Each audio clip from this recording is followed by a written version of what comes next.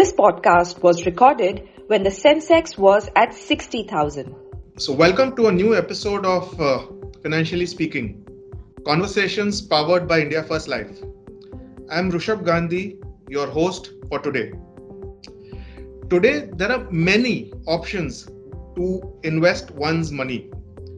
To make a winning investment, there are many factors to consider. In today's podcast, we will discuss something that is on everyone's mind: investing in the stock markets. The BSE Sensex has been hovering at the 60,000 mark for the past few weeks now, inspiring many to invest in the market for the first time.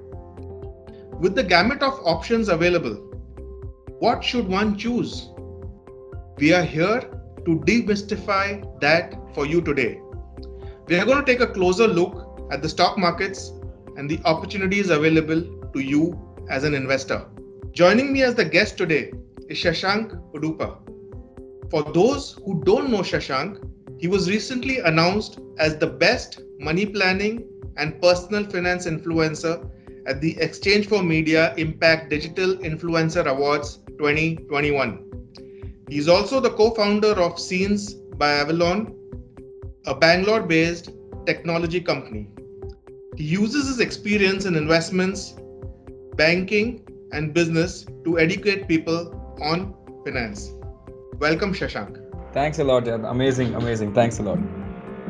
Really pleasure having you in, Shashank. For the benefit of the viewers, you want to do a quick introduction yourself? I'm sure you know more about yourself than I do. Yeah, sure. I'll just give a quick introduction, right? I think, I jumped into this entrepreneurship journey and started my own company, I think 3 or 4 years ago in 2017. But then I was always passionate about teaching people. And then I realized that in India, financial literacy was really bad, right? So I passed out from Mumbai. I did my undergraduation in finance. And then when I started teaching people about finance, people were not aware of basic concepts like inflation, right? Which we'll talk about more in today's episode. And then I said, okay, boss, grassroots level is something that's a big issue right now and we need to focus on that. So I started dumbing it down and trying to teach people about financial planning, basics of money, not directly diving into the stock market. And then slowly, step by step, teach them on how to make a disciplined financial life, right? So I think that is something that I'm currently focused on educating and empowering people to understand finance as a concept and not just look at India, but look everywhere else. Brilliant. Thanks so much. So let me take a cue from that one. Yeah. And throw a first question at you, right? Which is pretty much linked to what you just said. So in today's day and age, Shashank, young professionals, right? They often tend to underestimate, the power of savings and investing early. Yeah. What's your take on this? I think that's 100% true, right? Especially if you look at the young generation. See, one thing is patience. Is if you want to make money or if you want to save money or you want to invest money, it won't happen tomorrow. You can't become a millionaire overnight, which a lot of people look at these either videos or some news articles saying, how I made so much money. And they don't have that patience to actually stay invested for a long period of time. And this is something that I've noticed with a lot of young individuals, right? Now, making a plan, investing in that plan and staying there for 20-25 years is something that builds you that compounding long-term wealth. But our current generation wants money instantly so that they can spend it instantly, so that they can buy attractive things instantly. And another very important thing I've noticed is that, see, earlier on when you want to buy something, you used to go to a physical store, buy it. But today I feel buying has become very sexy, right? Because you see an ad where you see a phone, nice mock-up flying around and there's a no-cost EMI as well. And spending has become more easier than saving right now. That's the way I look at it. So I think the young professionals or, youngsters definitely underestimate the power of saving early and being invested. And I keep telling people about compounding interest and, it takes at least 10 years for it to start ballooning towards the end of your lifetime. So there's no point saving at 40 or 50 years of age and rather start at the age of 20. And you don't need a minimum investment amount to start. A lot of people think you need 10,000, 20,000. Start with 500, get that discipline, and then you see what happens over a long period of time. Yeah, awesome. In fact, I remember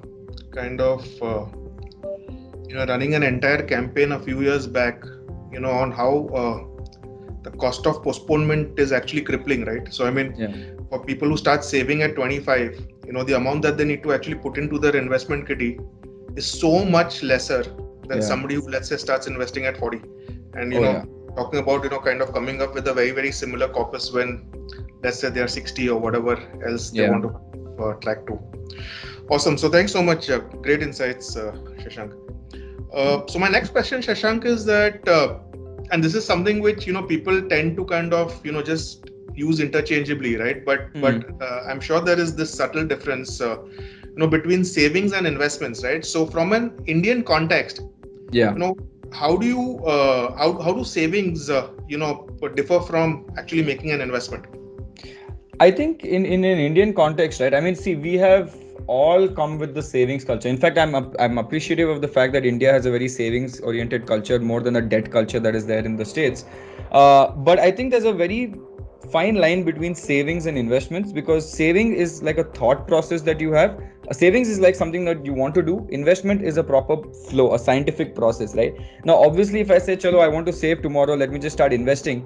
The first question or the first problem that a lot of people face is where, how, right? Should I just go buy gold? How much? What is allocation? So there's a lot of science to investing is what I believe in. And a lot of people in India don't know the difference between the two. They do want to save, but a lot of people in India also believe that saving is money kept in the bank account with marginal interest gains, or money kept in a fixed deposit when the rates are lower with again marginal gains, not even beating inflation sometimes, instead of investing in other market related schemes, right? There are so many other schemes, safe schemes that you can invest. There's mutual funds, there's stocks. Rather put it in that. And that is where I see a lot of problems face, especially in India, where we want to save, but we don't understand how percentages work, how inflation works. And I feel we're undercutting that logic, right? And we're losing on that front. But I think investments is something that now financial literacy programs are happening all over the country. A lot of companies have stepped up and, they're also teaching about financial literacy. And I think maybe the next generation or the generation coming towards in the next few years, they will have a better sense of investing as opposed to savings, is what I believe. Yeah. So I was just kind of trying to, think, of the possibilities if somebody would have kind of thrown that question at me. And what I realized, Shashank, is that, savings is so easy, vis-a-vis investments, right? So yeah, it's just, something that happens naturally. Chalo, paisa aaya, kidhar na kidhar dal diya. Whether it's your savings account or it's in a fixed deposit which is not really earning you too much, it's just so much easier than to kind of to invest, wherein you need to kind of think about stuff around asset allocation, whether your returns are inflation beating and so on and so forth. So maybe to the folks who are going to be listening to us sooner rather than later, it might be important to kind of just tell them that it's important to do what is right, not what is easy. I think so moving on. Go on. Sorry. No, I think the base premise of investing, a lot of people should, if you don't understand investing and you feel it's tough, right? Yes, there's asset allocation, there's sector allocation. Are you over diversified on one side? I think if you're confused on so many different elements, I think the base criteria should be, first, I need to beat inflation, number one, and or at least beat the benchmark index, or else you can just do index investing. It's as simple as that. So I think for all the people who don't want this janjat of trying to figure out what is this, I think you can maybe go for a mutual fund or something like that. But investments, just focus on beating inflation, number one, then try to beat the index. If you do that, great. Or else just beat inflation first of all, right? That is something I think they should. So good. So that helps me kind of neatly move into the next question, right? So given the fact that inflation typically has been volatile, with a bias towards rising, and given that the economic variables are fairly dynamic and changing pretty much by the day, clearly the need to invest in stuff that you kind of spoke about, it's of paramount importance, right? Yes. So what are some of the factors that come to your mind, in addition to, let's say, beating inflation, when one talks about investments? So I think first people need to understand why inflation is happening, right? That's something that a lot of people don't understand. We look at the news articles saying, okay, inflation's on a rise, but also inflation usually rises when the market is in this bull run, when there's a lot of liquidity in the market. I think the first thing people need to understand is why is this happening, and eventually the inflation goes down when the liquidity crunch gets pulled out, right? When you start pulling out money from the system. I think, if you want to be smart when you're investing in the market, also looking at inflation, because inflation directly affects the prices of your raw materials, and then your margins of a lot of companies go down, which eventually affects your share price, and then you'll be very confused saying bull run is going on, why is this? And we saw that happening right now recently, right, with a few stocks. So I think the best thing to do here is to just diversify into different sectors as well, emerging sectors versus safe sectors. So for me, safe sector, which is away from inflation, would be the technology sector, right? So if I have to invest in IT stocks, for them it's very dollar price fluctuation risk that they have, but they don't have any risk on the inflation side because it's manpower heavy. But if you look at any pharmaceutical company or anything else which has a lot of manufacturing capabilities there, then you're exposed to a slight risk there. So I think if you diversified very well and you understand why inflation is happening, when can this change, and then allocate your money accordingly, I think that would definitely help the young investors who are trying to invest and looking at inflation at the same time. And definitely beat inflation. I can't even stress enough on that. Yeah. So I think for the youngsters to take away, I think 2 or 3 critical points that you've kind of spoken about, right? The first thing is it's very, very critical to invest vis-a-vis save. Yeah. Because that's the right thing to do. I think the second thing that you kind of spoke about is when you invest, it's very, very critical to ensure that the asset allocation is right. It can vary depending on the life stage you are in, but it's very important to determine what your asset allocation should be. And then when you're picking assets, right, within that asset class, you need to make sure that the assets that you pick are going to be beating inflation by a margin, right? And if he gets these 3 things right, typically, or more likely than not, he's pretty much on the right track. Yeah, exactly. I think a lot of people, I'll tell you, right, in India especially, are very narrow focused, right? Especially the younger generation. We are looking at India, what is happening in India right now. They failed to understand what happens in the world also affects India, right? So if you look at the recent news on the Fed rate, are they going to hike it? They've said that they'll slowly hike it over time, but a lot of people don't understand how that affects this, right? And how does it affect? Is there a correlation?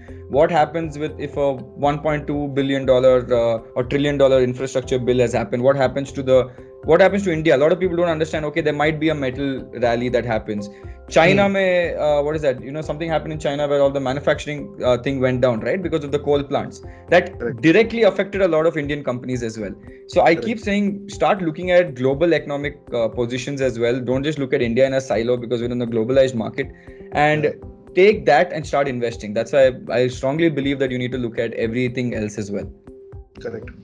Yeah, I mean, many decades back, right, your village or your town was your marketplace, then it became your state, then it became your country, and now pretty much the world is your marketplace, right? Exactly. And whatever happens somewhere in the world is going to impact us, positively or adversely, and any investor should keep that at the back of his mind, right? वो उधर क्या हुआ और मेरे को क्या impact होने वाला है. I think COVID was the best example of that. एक lab in China affected the whole world with financials. That is something that I think we should learn from, surely. Correct. So, getting a bit more specific, right, and narrowing down our discussions to the markets, right? Because the reality of the situation is that the markets are closer to 60,000 rupees from a Sensex standpoint. And a lot of the folks, especially people who've not, seen the ups and the downs, wondering whether this is, the appropriate time to kind of get in. This is the appropriate time to kind of stay invested or stay put, or this is the appropriate time to, make a quick buck and get out, right? So, I'm sure that's actually playing on everybody's mind. But prior to kind of diving into, the specifics of the market, maybe it'll help the audience, if you can just, throw some light on fundamentally why should one invest in the market?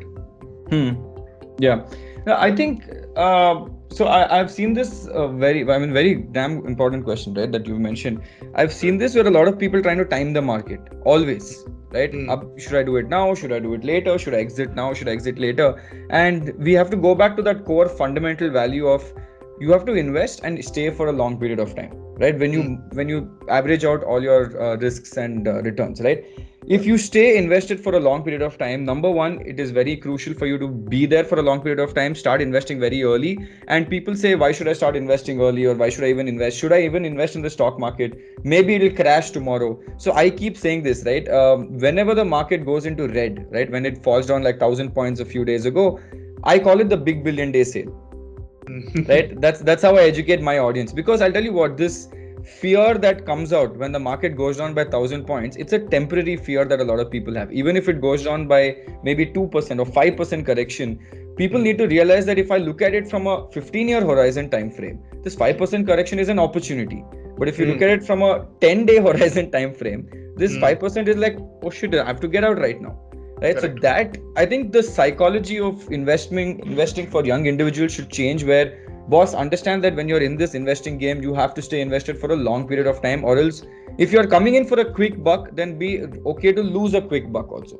And this is something we saw with the listing gains frenzy that happened, right? Correct. You're okay with the listing gains, but when it falls down, you are crying to everyone saying, oh shit, it fell down.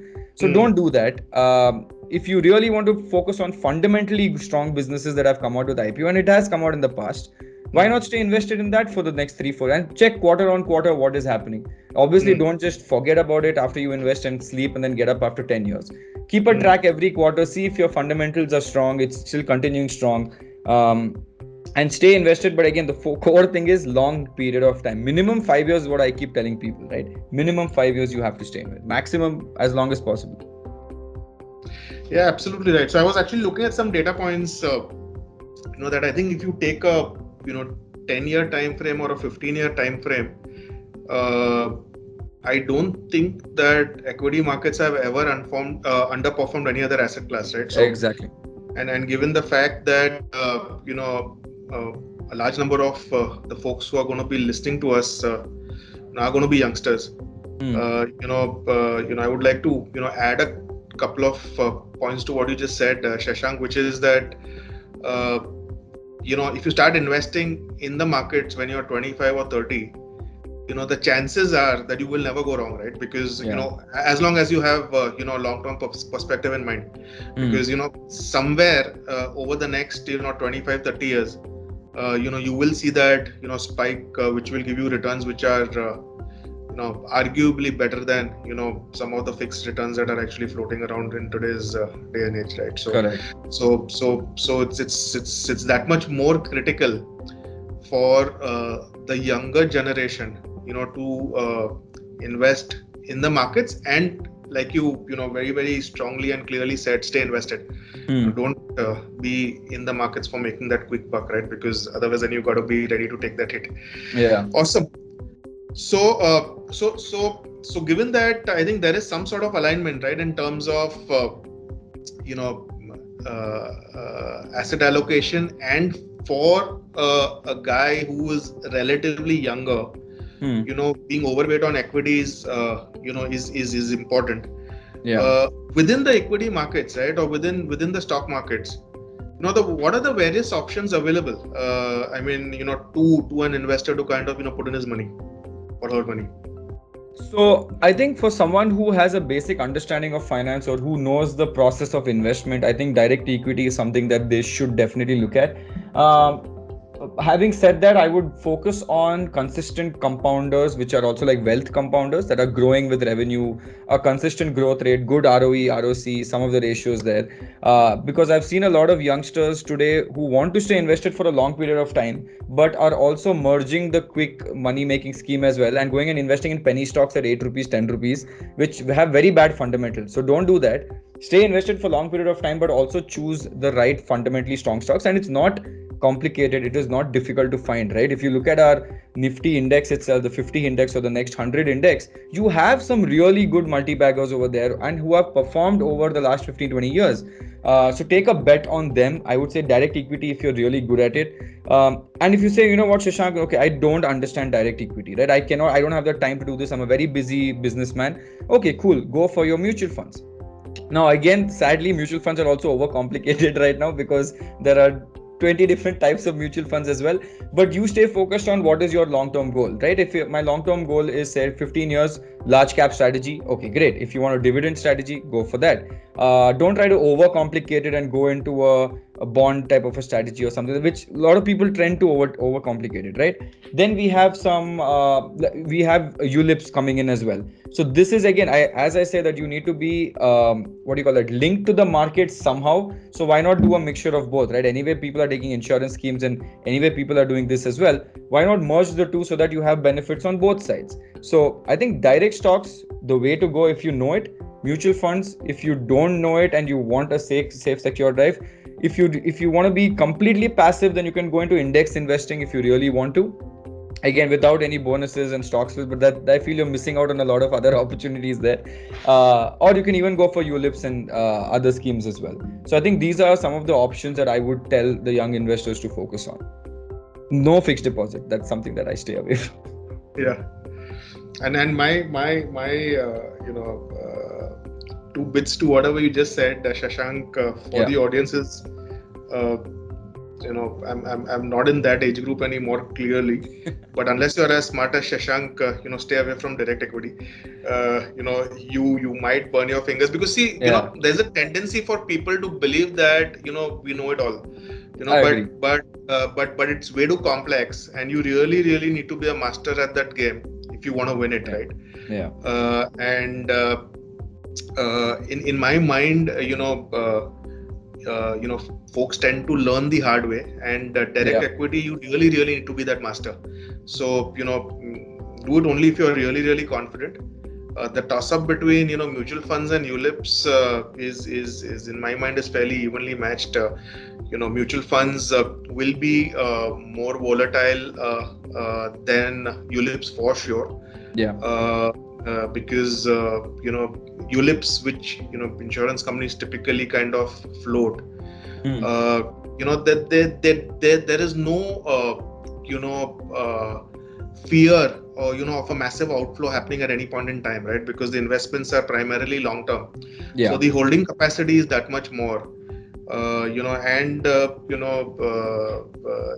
It has been generating fairly good returns historically. Having said which, let's throw it back to you, Shashank.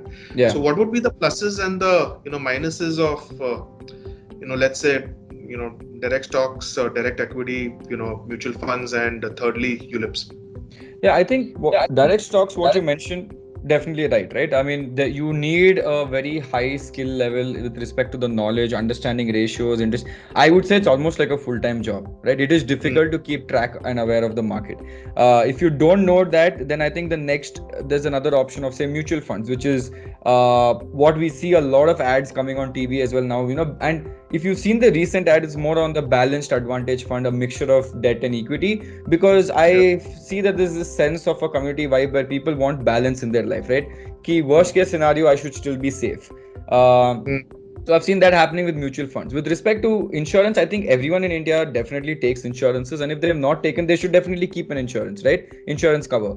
Now, if you're anyway taking an insurance cover, might as well put an investment plus point into that. And one advantage I like is there are some ULIP schemes that have a slight lock-in period.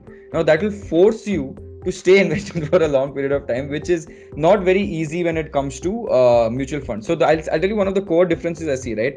In mutual funds, we have ELSS, right? Which is again under ATC deductible, whereas ULIP is also on the same thing. But ELSS is fully linked to the market, right? And the volatility of a fully linked to market scheme, 3 years lock-in, but then if the market crashes tomorrow and if it's in a bear run for the next 2 years, then it's really bad for me, right? But whereas if it's a ULIP kind of a scheme, again, ATC deductions available, but I have the life insurance backup, number one, and I have a long investment period that I can wait on. And when you see that, no, you don't feel like I can remove it easily. The thing is that in India, right, if it's direct equity, you remove it like this, right? I'll be like, okay, gadbad ho gaya, I'm going to remove it, market crashed. Mutual funds, yes, little lock-in, but I can remove it. If it's something like an insurance plan, right, and I have a few ones as well, I can't just go be like, okay, you know what, give it back to me. That's not something that's inherently put in our head, right? So I think if you ask me some of the differences there, very risky. Direct equity, I would say very risky. Mutual funds would be mid risky because it's still heavily exposed to the market side. And I think ULIPs would be coming in the most safest kind of an option, which gives you slightly the best of two worlds. Correct. And that's the normal human tendency, right? You put in $100 and suddenly you see, gosh, 10 rupees has got 10 rupees has vanished. You will say, yaar, main 90 rupees to bacha deta hu. Yeah. And then you suddenly realize that you've taken out the 90 and it's become 110. Yeah. Which ULIPs typically guard against, right? Because in a weird way, it's like a systematic investment plan, because you're kind of putting in money consistently every month or every quarter or every year, for a 5-year, 10-year, 15-year period. So it kind of typically guards against knee-jerk reactions of sorts. Yeah, I think you should just remove the option of withdrawal. You should remove the option of premature withdrawal, right? Especially for India, because we are panic sellers through and through. So we should just stay away from that. Correct. And yeah, so the point that I was kind of adding to Shashank is that it also has the advantage of the tax benefit, right? So today ULIPs up to 2 lakhs, are absolutely tax free as long as you have 10 times insurance cover and so on and so forth. So you don't pay capital gains tax, which you otherwise land up paying in a mutual fund or a direct equity environment. And sorry, I know I'm an insurance guy, right? So you'll hear a little bit more about. No, I think I'm going to take more knowledge from you on the insurance side, right? Because I'm from the direct equity focus side. So I'm going to grab some knowledge from you as well. Correct. So one is on this tax bit, right? And the other thing is so what makes ULIPs fairly interesting and unique, right, is that once you kind of bought into a ULIP, right, you can take decisions in terms of fund swaps, literally whenever you need to, and that pretty much in most instances happen free of cost. Otherwise, if you're in, let's say, mutual funds, and you feel that equity mein काफी अच्छा खासा पैसा बना लिया, now I want to move into debt or balanced, you need to exit and then again re-enter, right? Yeah. While in this you can just do a swap. So anyway, I think just nuances that the audience might want to be aware of. I have a question for you here, right? Sure. Especially after, COVID was something nobody expected. And we have seen a significant mindset change after COVID-19 with respect to insurance. And since you are, a well-versed person there, have you seen a mindset shift that is happening with the audience, millennial audience, or the slightly higher range age group as well? Are you seeing a change after COVID, more fearful change, or more, oh shit, I need something like this, right? Have you noticed something like that? Absolutely. It's something which I talk about all the while. Over the last 18 months, what's happened is that the transition of insurance being a push product like it historically has been, towards insurance now being a pull product has started, and it started with a lot of force. Anecdotally, right, maybe 3 years back, I would get a call from a friend or a relative or somebody else who I know, maybe once in 2 months or once in 3 months, saying that मेरे को insurance लेना, मैं क्या लूँ? So now it started happening every 3 days. So it's anecdotal, but it's still a very, very strong statement, right? Because fear psychosis has crept in, and people are wanting to make sure that they are covered. See, like it or not, the reality of the situation is all of us, right? All of us, literally with no exceptions, has seen someone who's relatively close, right? Either a colleague or a family member or a distant relative, but somebody who we know, who's actually succumbed to COVID, right? Yeah. And when you see stuff happening in and around, you tend to believe that it could happen with me. Correct. And the minute you start thinking that way, you have no option but to kind of pick up either a pure protection plan or a insurance plan with an investment wrap around. Yeah. We've seen a big uptake. The other thing which has happened, which is very interesting, and I'm sure I'm going to take 2 minutes and allow you to be the host for a bit more, is that this in the last budget, right? They came up with this thing that if you buy a unit-linked plan which is over 2 lakhs, it's subject to capital gains tax. Correct. And most people thought at that point in time, gosh, it's the death knell for ULIPs, right? And the reality is completely the opposite. It created so much awareness about ULIPs which are less than 2 lakhs of rupees that there was actually an uptake, and people started saying that, "Arey, main 2 lakh ka to le leta hu." Correct. Because 2 lakhs is still tax free, right? Yeah. And it actually improved the insurance penetration rates from a ULIP standpoint. Quite a bit. So these two things have happened over the last 18 months, which has actually honestly helped the industry, helped us as an organization, and if you ask me, exaggerating to probably make a point, but it's helped your Indian, because at the end of the day, he was not necessarily taking a life insurance plan, which in my mind is so critical. Critical, right? So now he's just started buying that, and then if something unforeseen were to happen, all of a sudden, there is at least that financial security which the family still has, which never used to be the case many years back. Yeah, I saw that recently, right? With COVID, I mean, it's unfortunate, right? Because a lot of close friends, family, or you hear relatives that went off at a very young age, right? And they still have 2 kids who are still in school, right? There's a lot of things left, and even the insurance cover that they have chosen is not enough. So that's a very common question that a lot of people keep asking me: is how much cover should you have, right? Is it 10x, 20x? You don't know, and how can you predict something that you don't know? And you're like, okay, you maybe get 1 or 2 crores here on an insurance scheme, but is that enough for the next 30 years for your family to survive? Maybe not. And even though premium is cheaper right now, so why cheap out on something that is when you can take it early? So I think very insightful that a lot of variables around that, and I think education is very, very required in that. Absolutely, it's very critical. So the same question that you kind of spoke about, right? How much insurance should I buy, right? Yeah. And this is again a real life situation, right? So somebody came and asked me, how much insurance should I buy? And I told them, let's say 20 times your income. Okay.